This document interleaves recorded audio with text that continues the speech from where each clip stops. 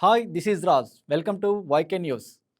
నేటి తరం యువతతో పాటు పాఠశాల విద్యార్థుల్లోనూ మత్తు పదార్థాల వినియోగం పెరుగుతుండడం ఆందోళన కలిగిస్తోంది.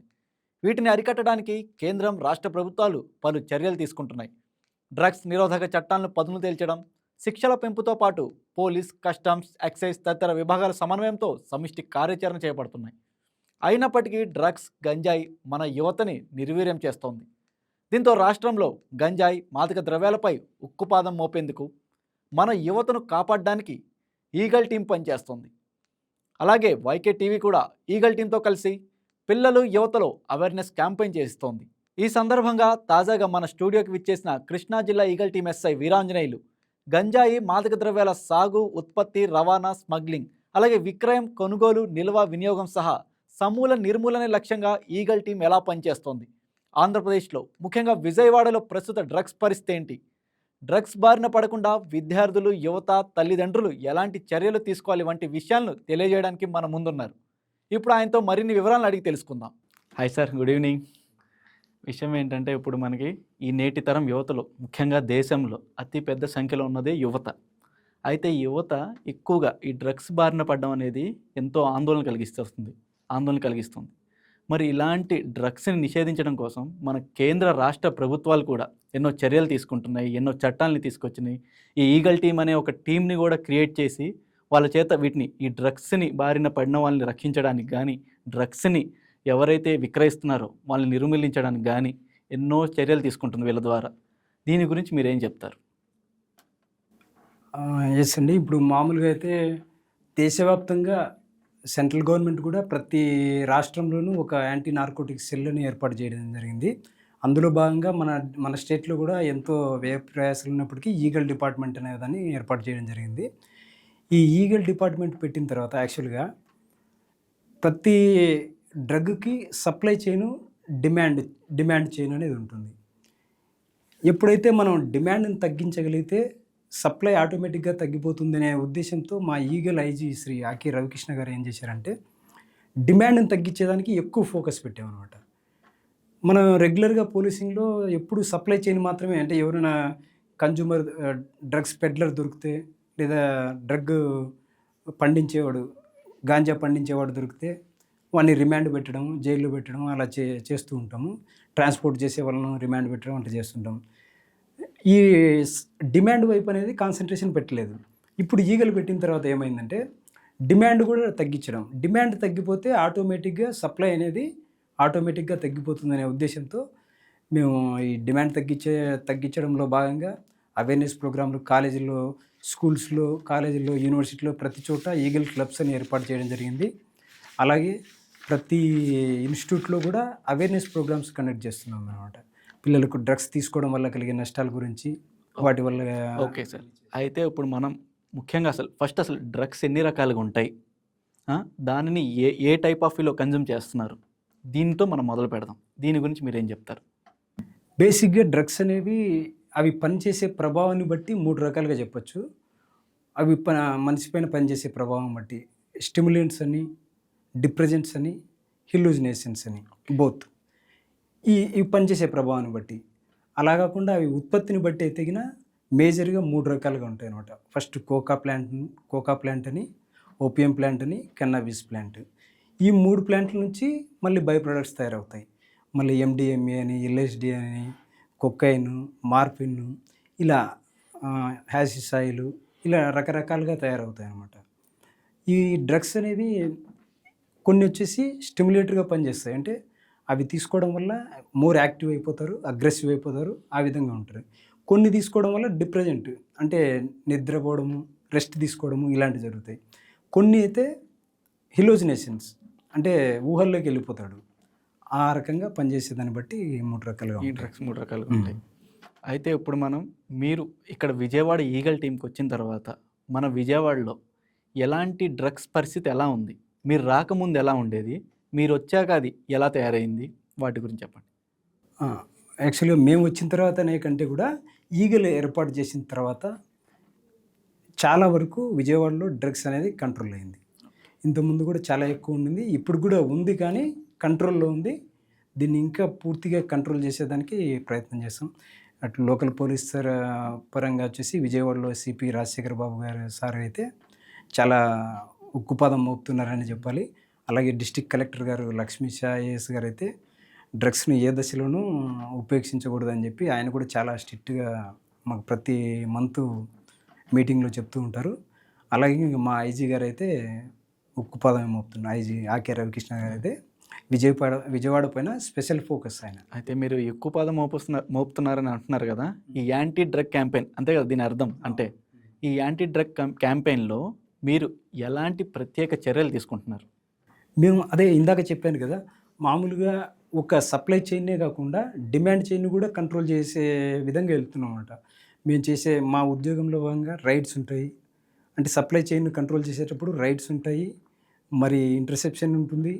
ఇలాంటివి ప్లాన్డ్‌గా దాడులు చేసేటివి ఉంటాయి. ఇలాంటివి చేస్తూ అవేర్‌నెస్ కలిగించడం, డిమాండ్ సైడ్ తగ్గించడం కోసం అవేర్‌నెస్ కలిగించడము ప్రజలకు, అలాగే కమ్యూనిటీ సెంటర్‌ల్లోనూ, కాలేజెస్‌లోనూ, స్కూల్స్‌లోనూ, యూనివర్సిటీలో అవేర్‌నెస్ కలిగించడం. అలాగే ఎవరైనా డ్రగ్స్‌కి అడిక్ట్ అయితే అలాంటి వాళ్ళని తీసుకెళ్ళి డీ అడిక్షన్ సెంటర్‌లో చేర్పించడం. మన జిల్లాలో ఏ జిల్లాలో లేని విధంగా 4 డీ అడిక్షన్ సెంటర్లు అందుబాటులో ఉన్నాయి. ఇక్కడ మన విజయవాడకు అందుబాటులో ఉన్నాయి. ఓకే. ఒకటి వచ్చేసి గవర్నమెంట్ హాస్పిటల్లో డిస్ట్రిక్ట్ డీ అడిక్షన్ సెంటర్ ఉంది. అలాగే ఒకటి ఆర్ఆర్‌పేటలో వచ్చేసి డిస్ట్రిక్ట్ డీ అడిక్షన్ సెంటర్ ఉంది. మన యనమల కుదురులో వచ్చేసి సిమ్స్ డీ అడిక్షన్ సెంటర్ ఉంది.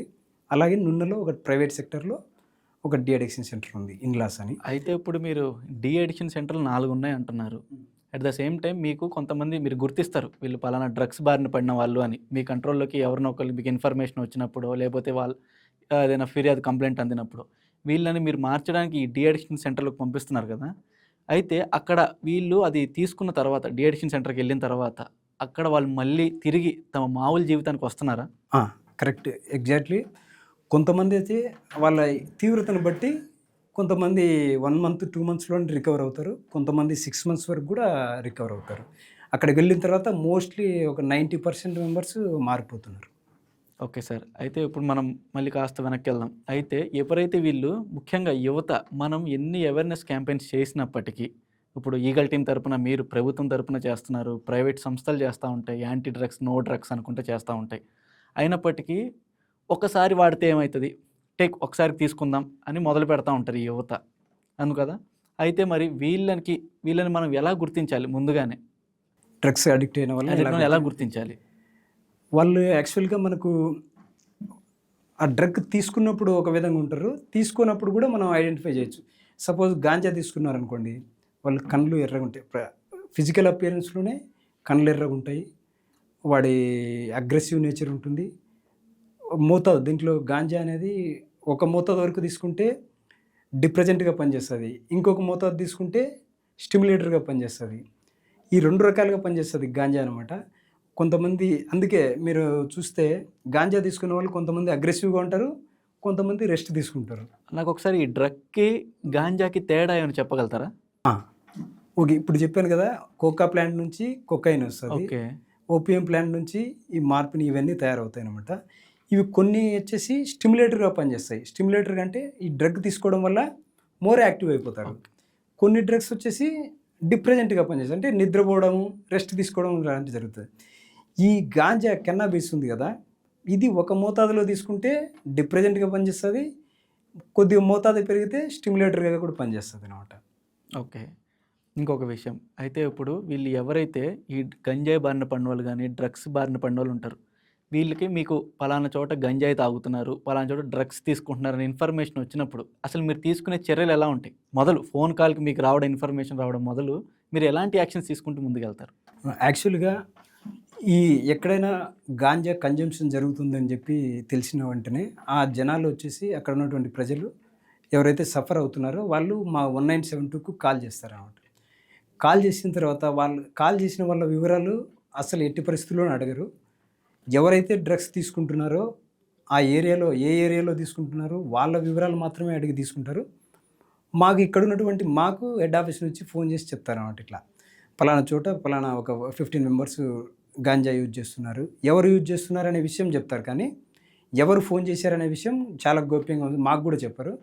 మాకు వచ్చిన వెంటనే మేము యాజ్ ఎ టీమ్గా లోకల్ పోలీస్ సపోర్ట్ తీసుకుని వెళ్ళి రైడ్ చేసి వాళ్ళని తీసుకెళ్ళి అంటే మీరు చెప్పినట్టు బాగానే ఉంది. ఇప్పుడు ఫర్ ఎగ్జాంపుల్ స్టూడెంట్స్ అంటే కొద్దిగా ప్రశాంతంగా వాళ్ళు రూముల్లోనో, ఇళ్లల్లో, హోమ్స్‌లో ఏదో ఏదో చోట వాళ్ళకి చేస్తా ఉంటారు వాళ్ళు అది తీసుకోవడం. కానీ ఈ కొంతమంది ఈ డ్రగ్స్ తీసుకున్నోళ్ళు బ్లేడ్ బ్యాచ్‌లు అనేవాళ్ళు ఉంటారు. మనం గమనిస్తే ఊరు చివర్లోనూ ఎక్కడెక్కడో పంట పొలాల చివర్లోనో ఎక్కడో ఉంటారు. అప్పుడు మీరెళ్ళినప్పుడు ఎలా ఫేస్ చేస్తారు వాళ్ళని? ఆ! కరెక్ట్. వీళ్ళొచ్చేసి ఎక్కువగా అబండెంట్ బిల్డింగ్సు, శ్మశానాలు, ఐసోలేటెడ్ అయిన పొదలు, గుంపుల్లో ఎక్కువగా వీళ్ళు గాంజా యూజ్ చేస్తూ ఉంటారు. డ్రగ్స్ యూజ్ చేస్తూ ఉంటారు. వాళ్ళని రైడ్ చేసేటప్పుడు ప్రీ ప్లానెడ్‌గా ప్రికాషన్స్ తీసుకొని వెళ్తాం. వాళ్ళని మోస్ట్‌లీ అటాక్ చేయడానికే చూస్తారు వాళ్ళు. ఇలా మీ జీవితంలో గాని అదే మీరు చేసిన ఆపరేషన్స్ ఉన్నాయి గదా! ఆ ఆపరేషన్స్‌లో మీ వైపు ఎదురు దాడికి దిగిన వాళ్ళు ఇలాంటి సందర్భాలు ఏమైనా ఉన్నాయా? చాలా ఉన్నాయండి. చాలా ప్రతి సందర్భంలోనూ వాళ్ళు గాంజా కన్జ్యూమర్ అనేవాడు, డ్రగ్స్ కన్జ్యూమర్ అనేవాడు ఫస్ట్ అటాక్ చేయడానికే చూస్తాడు. వాడు తప్పించుకొని పారిపోవాలనుకోడు గానీ, అటాక్ చేయడం కోసమే చూస్తాడు. సో, ఇటువంటి చాలా సందర్భాల్లో చాలా జరిగాయి. సందర్భాల్లో. మీ లైఫ్‌లో లేదంటే మీ ఈగల్ టీమ్‌లో గాని, మీరు విజయవాడలోకి వచ్చినప్పుడు గాని, అంతకుముందు గాని, మీరు చేసిన ఒక పెద్ద ఆపరేషన్ ఏమైనా ఉందా? ఈటిని డ్రగ్స్ విషయంలో? ఆ! ఇటీవల కాలంలో ఒక 1 మంత్ బ్యాక్ ఒక గాంజా సప్లయర్ బాగా భారీ ఎత్తున చేసే అతన్ని పట్టుకోవడం జరిగింది. అతని మోటో ఏంటంటే విజయవాడలో ఉంటాడు. అతను విజయవాడలో ఒక గాంజా ఒక కేజీ గాని, ఒక గ్రామ్ గాని అమ్మడు. వాడు ఈ లోకల్ జనాలకు గాని, పోలీస్ రికార్డ్‌లో గాని, ఎక్కడే గాని వాడు అంటే ఇది ganja cinema style. Background ganja background అనేది లేదు వాడికి. అసలు ఎవ్వడికి తెలీదు వాడు గాంజాకి సంబంధించి. ఎందుకంటే వాడు అమ్మడు గదా! ఇక్కడ విజయవాడలో అమ్మడు. వాడు ఒడిస్సా నుంచి నంబర్ ఆఫ్ సప్లయర్స్ నుంచి తీసుకొచ్చి ఇక్కడి నుంచి దేశవ్యాప్తంగా 5, 5 రాష్ట్రాల్లో వీడు విస్తరించాడనమాట. ప్రతిసారి టన్నుల కొద్దీ వ్యాపారం చేశాడు. వాడిని ప్రీ ఇన్ఫర్మేషన్‌తో వాడిని బ్లాక్ చేసి వాడిని రిమాండ్‌కి పెట్టడం జరిగింది. ఓకే. ఇప్పుడైతే అతను రిమాండ్ వరకు ఉన్నారైతే అతను. Okay sir. ఇక జెండర్ విషయానికి వద్దాం. ఈ మత్తు పదార్థాలు ఏవైతే ఉన్నాయో వాటిని ఉపయోగించేవాళ్ళు, వినియోగించేవాళ్ళు యువత అని ఎక్కువ అంటున్నాం. ఈ యువతలో జెంట్స్ అండ్ లేడీస్ వీళ్ళలో ఎవరు ఎక్కువ? వాస్తవంగా జెంట్సే చాలా ఎక్కువున్నారు.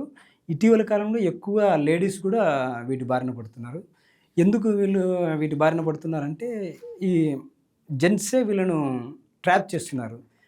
ఇటీవల కాలంలో ఎక్కువగా ట్రాన్స్‌పోర్ట్ చేయడంలో ప్రాబ్లమ్స్ ఎదురవుతున్నాయి. జెంట్స్ అయితే దొరికిపోతున్నారని చెప్పి ఉద్దేశంతో, అమ్మాయిలైతే ఈ ట్రాన్స్‌పోర్టేషన్‌కు యూజ్ అవుతారని చెప్పి వాళ్ళని ట్రాప్ చేసి, వాళ్ళని దీంట్లోకి దింపి, వాళ్ళకి అలవాటు చేసి, వాళ్ళ ద్వారా ట్రాన్స్‌పోర్ట్ చేపిచ్చి, వాళ్ళ ద్వారా బిజినెస్ చేపిస్తున్నారనమాట ఈ ఓకే. డ్రగ్స్. అయితే మీ దగ్గర పట్టుబడిన వారిలో ఆడవాళ్ళు కూడా ఉన్నారైతే చాలామందున్నారు. చాలామంది. ఇప్పుడు వాళ్ళు అంటే పట్టుబడిన వాళ్ళంటే ఇప్పుడు వాళ్ళని ఏం చేస్తున్నారు? మీరు డీ అడిక్షన్ సెంటర్ తీసుకెళ్తారా? లేకపోతే జైలుకి తీసుకెళ్ళి వాళ్ళని ఏమైనా? మాకు ట్రాన్స్‌పోర్ట్ చేస్తూ దొరికారు. వాళ్ళని రిమాండ్‌కి పెట్టాము. ఓకే. నైస్. అయితే ఇంకా మనం చూసుకున్నట్టయితే ఈ డ్రగ్స్ వాడుతున్న స్నేహితుల్లో ఈ విద్యార్థులు వాళ్ళ ప్రారంభ ఎలాంటి సంకేతాలు గుర్తించాలి? ఫ్రెండ్స్ ఇప్పుడు మీరు నా ఫ్రెండ్ కాలేజ్‌లో మీరు డ్రగ్స్ వాడుతున్నట్టు ఉండాలి. వాళ్ళలో ఎలాంటి సంకేతాలను నేను గుర్తించాలి ఒక ఫ్రెండ్‌గా? వాళ్ళు అంటే మామూలుగా మన ఫ్రెండు రెగ్యులర్ బిహేవియర్‌కు, ఈ డ్రగ్స్ యూజ్ చేస్తున్న తర్వాత వచ్చే బిహేవియర్‌కు చాలా చాలా డిఫరెన్స్ ఉంటుంది. చిన్న విషయాలకే అగ్రెసివ్ అయిపోవడము, వాడిని చూస్తూనే ఒక్కొక్కసారి ఈ సందర్భంలో వాడిని చూస్తే భయమైతుంది మనకు. యాక్చువల్‌గా వాడి కళ్ళు ఎర్రగా అయిపోవడము, చిన్న వాటికి ఎక్కువ రియాక్ట్ అవ్వడము, ఎంత ఎక్స్‌టెంట్‌కైనా వెళ్ళిపోతాడు. కొట్టడానికైనా, బ్లేడ్‌తో కోయడానికైనా, కత్తితో పొడవడానికైనా అంత స్టేజ్‌కి వెళ్ళిపోతారు. యాంటీ సోషల్ ఎలిమెంట్‌గా ఎక్కువగా ఉంటారనమాట. ఈ విధంగా మనం గుర్తించొచ్చు. నెక్స్ట్ వచ్చేసి ఐసోలేటెడ్ అయిపోతాడు. క్లాస్‌లో సెపరేట్ మనతో కలిసిమెలిసి మాట్లాడేవాడు ఐసోలేటెడ్ అయ్యి సెపరేట్ కూర్చోవడానికి ఎక్కువ ఇంట్రెస్ట్ చూపిస్తాడు. అదొకటి. చదువుల్లో వెనకబడిపోతాడు. క్లాసులకు సరిగ్గా రాడు. ఎగ్జామ్స్ రాయడు. అయితే ఇప్పుడు వీడి లోపం తల్లిదండ్రుల దగ్గర అంటారా? తల్లిదండ్రుల దగ్గర? లోపం తల్లిదండ్రుల దగ్గరని కాదు గానీ, తల్లిదండ్రులు ఖచ్చితంగా పిల్లలననేది గమనిస్తూ ఉండాల. ఎవరితో తిరుగుతున్నాడు? డ్రగ్స్ బారిన పడిన వాళ్ళతో తిరుగుతున్నాడా? లేదా లేట్ నైట్ ఇంటికొస్తున్నాడా? లేకపోతే మంచి ఫ్రెండ్స్‌తో ఉన్నాడా? లేకపోతే ఎటువంటి వాళ్ళతో తిరుగుతున్నాడు? మనం లేట్ నైట్ వచ్చినప్పుడు, ఒకసారి ఏదో వచ్చినప్పుడు మనం గారాబంతో వదిలిపెట్టడం వల్ల దాన్ని రిపీటెడ్‌గా చేస్తూ ఒక్కసారి డ్రగ్స్‌కి అడిక్ట్ అయ్యాడంటే పిల్లలు పేరెంట్స్ పిల్లల్ని కంట్రోల్ చేసే పరిస్థితులు లేరు ఇప్పుడు. వాళ్ళు ఎదురు తిరుగుతున్నారు. అట్లాంటి వాళ్ళు మమ్మల్ని సంప్రదిస్తున్నారు, వాళ్ళను డీఅడిక్షన్ సెంటర్లో చేర్పిస్తాం. అంటే ప్రస్తుత పరిస్థితుల్లో తల్లిదండ్రులు కూడా ఇద్దరు వర్క్ చేసేవాళ్ళే ప్రొఫెషనల్స్‌గా. ఇటు మదర్ వెళ్ళిపోతారు, ఇటు ఫాదర్ వెళ్ళిపోతారు. వీళ్ళు వాళ్ళ పిల్లల్ని చూసుకోవాలంటే కనీసం మళ్ళీ తిరిగి చూడడానికి సాయంత్రం అయినా అవుతా ఉంటది. అంటే వీళ్ళకి వాళ్ళతో గడిపే సమయం కూడా చాలా తక్కువ. కాబట్టి అప్పుడు వీళ్ళని ఇంకా ఏ విధంగా గమనించాలి ఇక వీళ్ళని? వీళ్ళకి అప్పుడు వీళ్ళు అంటే మిగతా టైం అంతా వీళ్ళు స్కూల్, కాలేజీల్లోనే ఉంటారు. అంటే వీళ్ళ మీద ఎవరు అధ్యాపకులు, టీచర్స్, లెక్చరర్స్ వీళ్ళు మాత్రమే వాళ్ళపై నిఘా ఉంటది. వీళ్ళకి మీరేం సూచనలు ఇస్తారు? యాక్చువల్‌గా ఈ డ్రగ్స్ బారిన పడుతున్న వాళ్ళు ఎందుకు పడుతున్నారని మనం ఒకసారి రీసెర్చ్ చేస్తే, ఈ డ్రగ్స్ అనేవి వాడికి హ్యాపీనెస్ ఇస్తాయి. అంటే వీరు తీసుకునే డ్రగ్స్ వల్ల డోపమైన్ అనేది రిలీజ్ అవుతుంది. మైండ్‌లో డోపమైన్ రిలీజ్ అయిందంటే అదేం చేస్తుందంటే జస్ట్ మైండ్‌ను ప్రైజ్ చేస్తూ ఉంటుంది. అంటే పొగుడుతూ ఉంటుంది వాడిని. నువ్వు గొప్పవాడివి, నీకంటే గొప్పవాడు ఎవరు లేరు, ఈ ప్రపంచంలో నువ్వే గొప్పవాడివి అని పొగుడుతూ ఉంటుంది. ఆ పొగడ్త కోసమే ఈ డ్రగ్స్ బారిన పడతారు చాలామంది. మోస్ట్ ఆఫ్ ది పీపుల్ ఈ పొగడ్త మనం ఇంటి దగ్గర ఇచ్చామనుకోండి పిల్లలకి, ఓకే. పిల్లలకి హ్యాపీనెస్ అనేది ఇవ్వగలిగితే వాళ్ళు అటువైపు వెళ్ళకుండా ఉంటారు. ఈ డోపమైన్స్ కోసమే ఈ డ్రగ్స్ బారిన పడతారు. ఈ డోపమైన్స్ అనేది పొగడ్తతో వస్తది. మనం పొగిడినా కూడా ఆ డోపమైన్ రిలీజ్ అవుతది మైండ్‌లో. పేరెంట్స్ పిల్లల్ని కొద్దిగా కేర్ చేసి, వాళ్ళతో మాట్లాడి, వాళ్ళ విషయాలు తెలుసుకొని, వాళ్ళని పొగడము ఇలాంటివి చేస్తూ ఉంటే, వాళ్ళతో ప్రేమగా ఉంటే డోపమైన్ అనేది రిలీజ్ అవుతది. ఈ డోపమైన్ జోన్‌కి వెళ్ళరు. మీరు స్కూలు, కాలేజ్ వాళ్ళ యాజమాన్యాలకి ఎలాంటి సూచనలు ఇస్తారు? కాలేజీ యాజమాన్యాలంటే అందరూ ఎవరైనా సరే, ప్రతి కాలేజీలోనూ ఒక టీచర్‌లను ఇన్వాల్వ్ చేశాము. ప్రతి లెక్చరర్స్‌ను, ఇద్దరు లెక్చరర్స్‌ని ఇన్వాల్వ్ చేశాము. వాళ్ళొచ్చేసి మాకు రెగ్యులర్‌గా టచ్‌లో ఉంటారు. వాళ్ళు కాలేజీలో ఎవరైనా డ్రగ్స్ బారిన పడితే మాకు ఇన్ఫార్మ్ చేస్తారు. ఈగల్ డిపార్ట్మెంట్ అక్కడ కూడా ఉందా అయితే? ప్రతి ఇన్‌స్టిట్యూట్‌లోనూ ఈగల్ డిపార్ట్మెంట్ అనేది ఉంది. అయితే ముఖ్యంగా ఈ విద్యార్థులకు ఇప్పుడు ఈ డ్రగ్స్ తీసుకోవడం వల్ల తీసుకుంటే పోలీసులు మీ ఈగల్ టీమ్ ఎలాంటి చర్యలు తీసుకుంటుంది?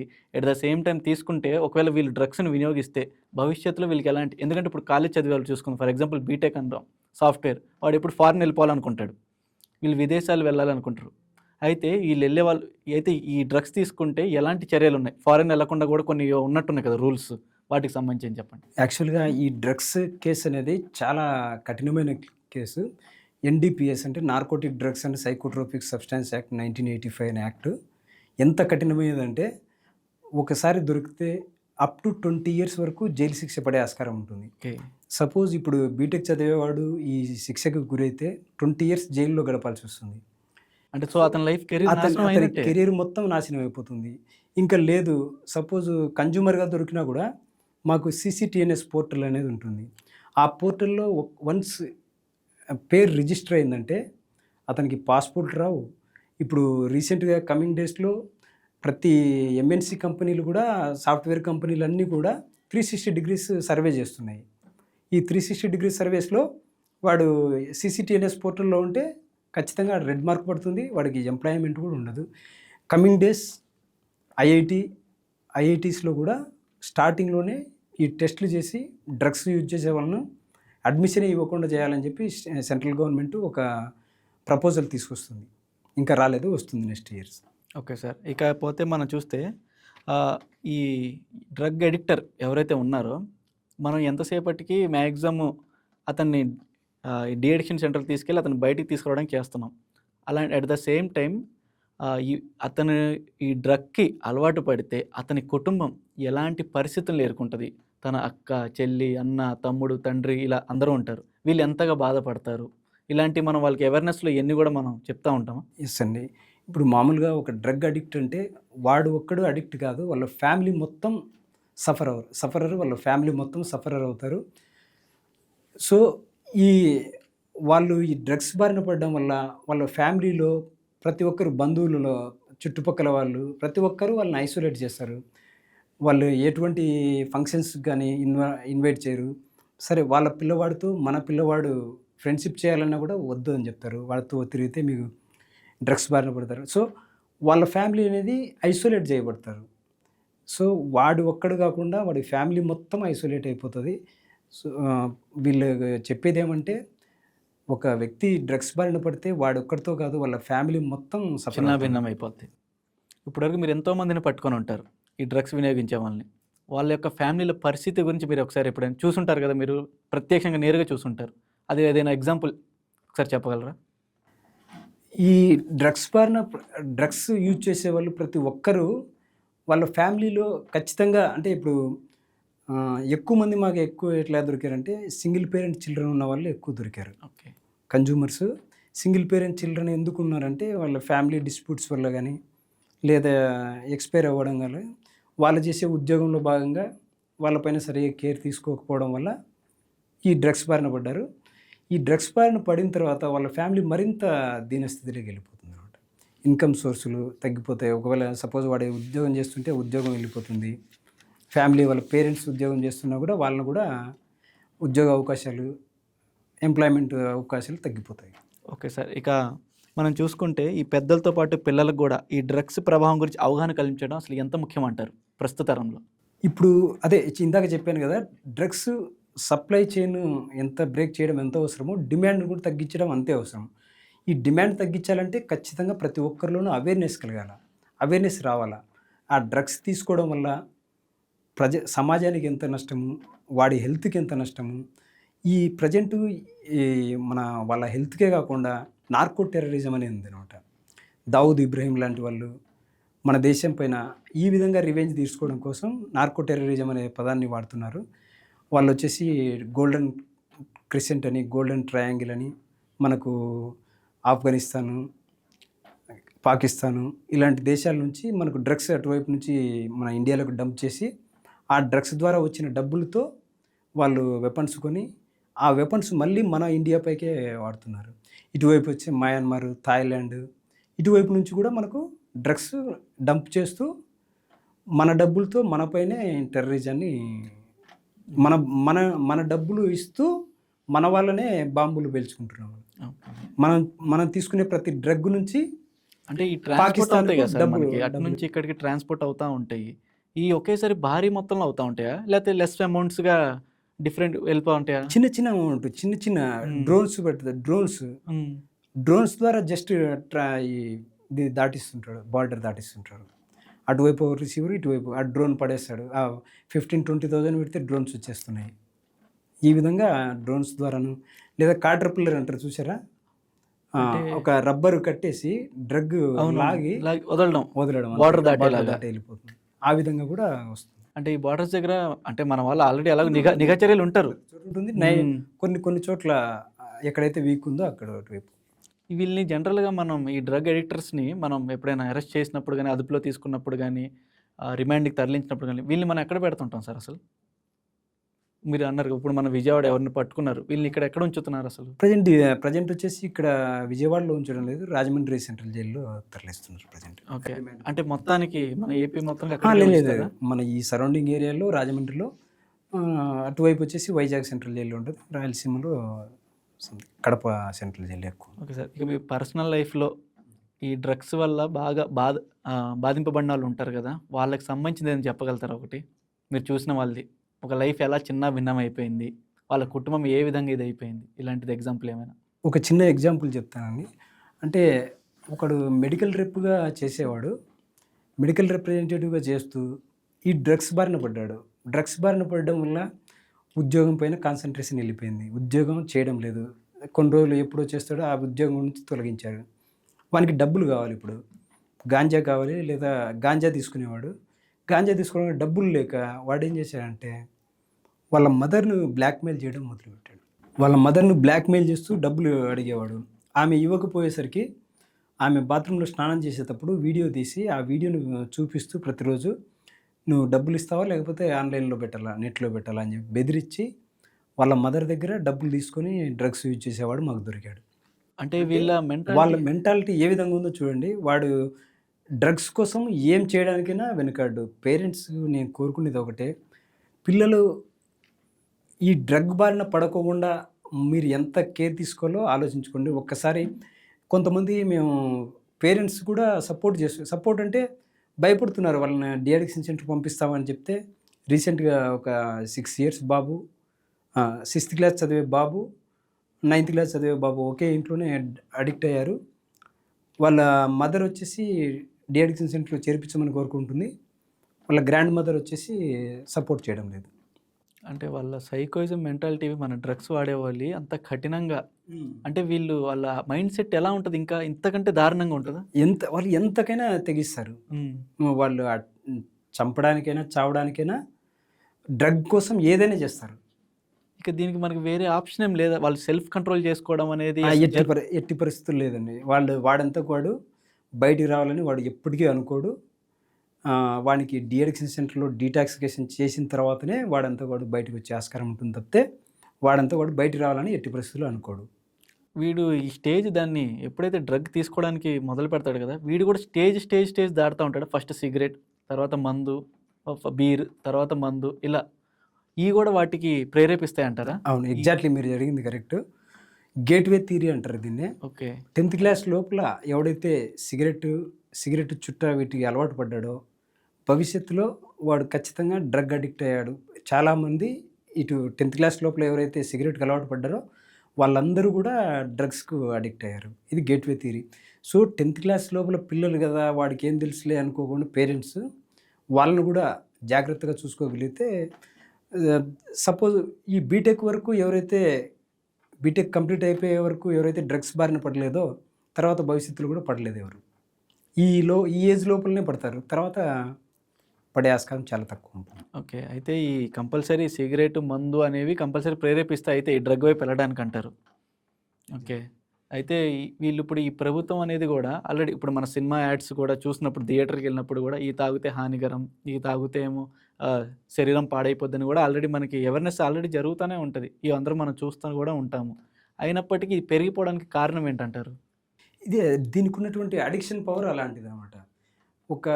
ఇప్పుడు సపోజ్ సిగరెట్ ఉంది. సిగరెట్ తాగితే అది కొద్ది వరకు డోపమైన్స్ రిలీజ్ చేస్తది.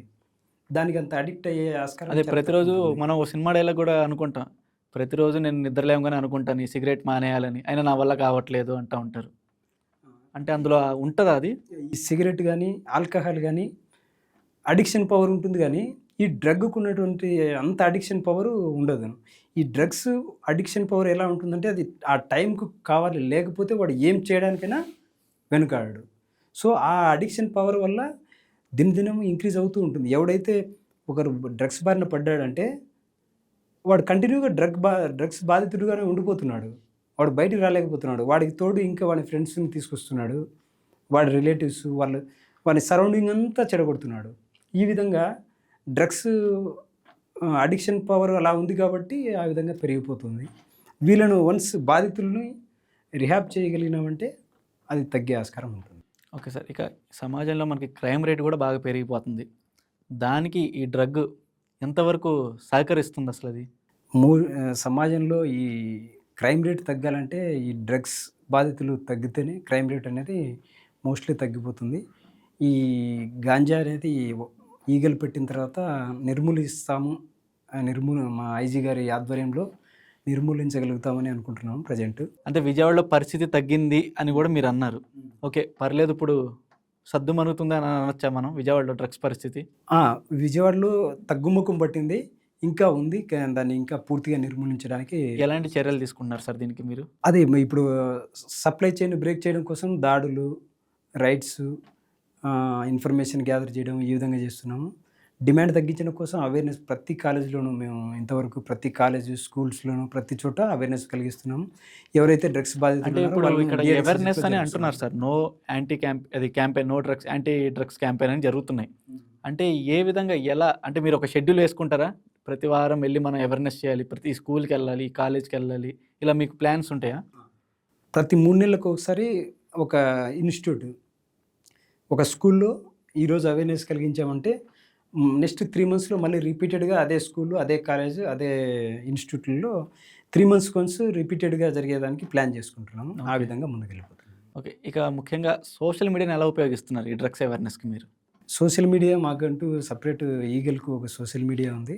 దాంట్లో ఈ డ్రగ్స్ బారిన పడితే ఎలా ఉంటుంది, అంటే వాళ్ళకి కలిగే నష్టాల గురించి, వాటి గురించి అవేర్‌నెస్ కలిగిస్తూ ఉంటాం. Okay sir. ఒక చిన్న నేను ఒకటి చెప్పాలనుకుంటున్నాను. ఇప్పుడు జనరల్‌గా ఇప్పుడు సోషల్ మీడియాలో ఇన్‌ఫ్లుయెన్సర్స్ చాలా ఎక్కువైపోయారు కదా! వీళ్ళని మీరు టాప్ ఇన్‌ఫ్లుయెన్సర్స్ ఉంటారు కదా! సిటీలో. వాళ్ళని మీరు ఎంచుకొని వాళ్ళ ద్వారా కూడా క్యాంపెయిన్ చేయడానికి ఎలాంటి అవకాశాలున్నాయా? అదే మా ఐజీ గారు ప్లాన్ చేస్తున్నారు. పెద్ద పెద్ద డిగ్నిటీ అంటే మామూలుగా ఇప్పుడంతా సోషల్ మీడియాలోనే నడుస్తుంది కదా! ప్రతి ఒక్కళ్ళు ఆ ఇన్‌ఫ్లుయెన్సర్ వీడియోలనే చూస్తున్నారు మాక్సిమం కదా! వీళ్ళ అప్రోచ్ ద్వారా ఏమైనా వాటి గురించి కూడా అప్రోచ్ చేస్తాం. Okay sir. ఇంకా మీ లైఫ్‌లోనే కాదు ఈ ఈగల్ టీమ్‌లో ఇంకా మీరు ఎలాంటి అనుభవాలను ఎదుర్కొన్నారు? భవిష్యత్తులో హ్మ్. ఇప్పుడు ఎదుర్కొన్నవి గాని, ఇక భవిష్యత్తు కోసం ఎలాంటి ప్లాన్స్ తీసుకోబోతున్నారు? ఈ గాంజా నిర్మూలించాలంటే ఒక ప్లాన్ ప్రకారం మేము ఈ అవేర్‌నెస్ కలిగించడము, ఈ ఇన్ఫర్మేషన్ గ్యాదర్ చేయడము, అదే పాత నేరస్తుల పైన నిఘా ఉంచడము, ప్రజెంట్ ప్రజెంట్ ఎవరైతే అలవాటు పడుతున్నారో కన్జ్యూమర్స్ పైన నిఘా పెట్టడము, ఈ విధంగా చేస్తూ నిర్మూలించడానికి కృషి చేస్తాం. ఇప్పుడు ప్రస్తుత పరిస్థితుల్లో ఆల్రెడీ తల్లిదండ్రులు కొంతమంది ఉంటారు. తల్లిదండ్రులు గాని, ఇంకా ఫ్యామిలీ తమ పిల్లలు ఆల్రెడీ డ్రగ్స్‌కి అడిక్ట్ అయ్యారని తెలుస్తుంటది. వీళ్ళు రీహాబిలిటేషన్ సెంటర్స్‌కి సంప్రదించాలంటే ఎలా చేయాలి? ఎవరైనా వాళ్ళ పిల్లలు ఈ డ్రగ్స్ బారిన పడ్డారంటే నిస్సంకోచంగా ఏమి ఆలోచించకుండా 1972కి కాల్ చేశారంటే మా మా టీమ్స్ ఉంటాయి, ఈగల్ టీమ్స్. ఏ ఏరియాలో అయితే మీరు అడిక్ట్ అయ్యారో ఆ కాల్ సెంటర్‌కి 1972కి కాల్ చేస్తే ఆ ఏరియాలో ఉన్నటువంటి ఈగల్ టీమ్స్ మీకు సంప్రదించి మీ పిల్లలకి ఎటువంటి అంటే ఎటువంటి వాళ్ళ గురించి ఎటువంటి సమాచారం వేరే వాళ్ళకి తెలియకోకుండా వాళ్ళని సీక్రెట్‌గా డీ అడిక్షన్ సెంటర్‌లో చేర్పిస్తాము. డీ అడిక్షన్ సెంటర్‌లో చేర్పించి వాళ్ళు బాగుపడేంత వరకు అంటే మన విజయవాడ విషయానికొస్తే ఒక్క రూపాయి కూడా ఖర్చు అవ్వదు. కలెక్టర్ గారి ఆధ్వర్యంలో డీ అడిక్షన్ సెంటర్‌లు ఉన్నాయి. అందులో ఫ్రీ భోజనాలు, మెడిసిను, అకామిడేషన్ అంతా ఫ్రీగా పెట్టి వాళ్ళు బాగుపడేంత వరకు ట్రీట్మెంట్ చేస్తారు. Okay sir. ఇక మన విజయవాడలో ఈ డ్రగ్స్ నెట్వర్క్‌లను గుర్తించడం గాని, ఆపడం వంటి విషయాల్లో మీ యొక్క ఈగల్ టీమ్ పాత్ర ఇంకా ఎలా చురుగ్గా పాల్గొంటుంది? వాటికి సంబంధించి ఇంకాస్త వివరంగా. ఈ డ్రగ్ నెట్వర్క్‌ను ఛేదించాలంటే రెగ్యులర్‌గా మానిటరింగ్ ఉంటది వాళ్ళపైన. పాత నేరస్తుల పైన, అలాగే కన్జ్యూమర్స్ పైన, అలాగే ప్రెజెంట్ ఎవరైతే ఆహ్, ఈ కొంతమంది కన్జ్యూమర్స్ ఉండరు. అలాగే వాడొచ్చేసి ఇలాంటి వాళ్ళు చాలా డేంజర్. కన్జ్యూమ్ చేసేవాళ్ళు కొంతమంది పెడ్లర్ ఉన్నారు. వాళ్ళ వల్ల కొద్దిగా ప్రాబ్లమ్ లేదు గానీ, కన్జ్యూమ్ చేయకోకుండా జనాల పైన వాడు చాలా డేంజరు. ఇలాంటి వాళ్ళ పైన కూడా దృష్టి పెట్టాము. ఆహ్, ఓకే సార్. ఇక మనం చూసుకుంటే మన విజయవాడలో ఏ టైప్స్ ఆఫ్ డ్రగ్స్ ఎక్కువ వాడుతున్నారు? ప్రెజెంట్ వచ్చేసి గాంజా. మనకు గాంజా వచ్చేసి మన ఏపీలో అయితే ప్రెజెంట్ కల్టివేషన్ లేదు. అది మనకు ఒడిస్సా నుంచి వచ్చే గాంజా ఉంది. అది కూడా పెద్ద పెద్ద క్వాంటిటీలో తీసుకురావడం లేదు. ఏదో జస్ట్ వెళ్ళడం 2 బైకులు దొంగతనం చేసి, ఆ బైకులు తీసుకెళ్ళి ఒక బైక్ వాడికిచ్చేసి, ఒక 5 కేజీలు, 2 కేజీలు తీసుకొచ్చి, ఇక్కడ తీసుకొచ్చి ఇది అయిపోగానే మళ్ళీ వెళ్ళడం. ఈ విధంగా చేస్తున్నారు గాంజా వరకు. ఎండిఎంఏ, కొకైన్, ఎల్ఎస్‌డి ఇవి వచ్చేసేపటికి బెంగుళూరు నుంచి సప్లై అవుతుంది. అంటే ఇప్పుడు ఎలా మీరు చెప్పినట్టు చూస్తే బెంగుళూరు, ఒడిస్సా అని పక్క రాష్ట్రాలే. మనం ఆల్రెడీ ఇందాక కూడా మాట్లాడుకున్నాం. వాళ్ళు బోర్డర్ దాటడం అంటే వీళ్ళు అసలు చాలా పెద్ద విషయం కదండీ అసలు. బార్డర్ అట్లేం ఉండదు అక్కడ కదా! మన ఒక రాష్ట్రంలో బార్డర్ ఏమి అక్కడ చెక్ పోస్టులు ఉంటాయి. అది ఉంటాయి కానీ పె హెవీ క్వాంటిటీ అయితే ప్రాబ్లమ్ అవుతది గానీ, చిన్న చిన్న క్వాంటిటీలు చిన్న బ్యాగ్ యేసుకొని వచ్చేస్తారు. అయితే ఇక మనం చూసుకుంటే ఇక ప్రజలు ఈ డ్రగ్స్ సంబంధించిన సమాచారాన్ని ఎలా సురక్షితంగా, గోప్యంగా ఇవ్వగలుగుతారనొచ్చు? ఆ! వాళ్ళకి ఎటువంటి ప్రాబ్లమ్ ఉండదు. ఎవరికి కాల్ చేశారనే విషయాలు చాలా గోప్యంగా ఉంటాయి.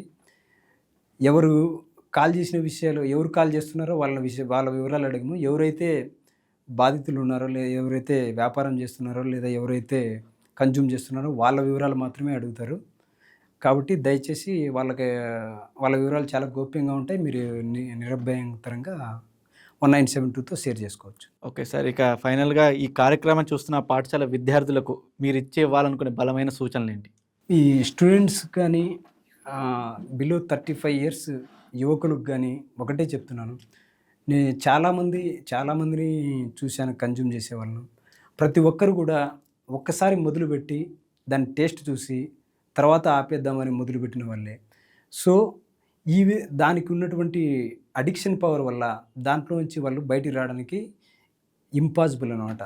ఎందుకంటే అది ఇచ్చే హ్యాపీనెస్ ఆ విధంగా ఉంటుంది కాబట్టి, దయచేసి దాని టేస్ట్ చూద్దామని క్యూరియాసిటీతో మొదలు పెడదామని చెప్పి, ఈ విధంగా వాటి జోలికి వెళ్ళొద్దండి.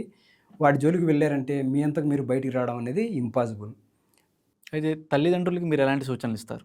తల్లిదండ్రులకు నేను చెప్పేది ఏమంటే, పిల్లలు ఎవరితో తిరుగుతున్నారు, ఎటువంటి ఫ్రెండ్షిప్ చేస్తున్నారు, అలాగే ఏ టైంలో వస్తున్నారు, వాడి రూమ్లో ఏం చేస్తున్నాడు, రూము రూమ్ క్లీన్ చేసేటప్పుడు కానీ వాటికి సంబంధించిన గాంజాకి సంబంధించిన ఎవిడెన్స్ కానీ, సిగరెట్ కానీ ఇలాంటివి ఏమైనా ఉన్నాయా, లేదా ఇంటికి వచ్చినప్పుడు సరిగా మాట్లాడుతున్నాడా, ఐసోలేట్ అవుతున్నాడా, మనతో కలుస్తున్నాడా లేదా, కళ్ళు ఎర్రగా ఉన్నాయా, ఇలాంటివన్నీ గమనిస్తూ ఉండాలి.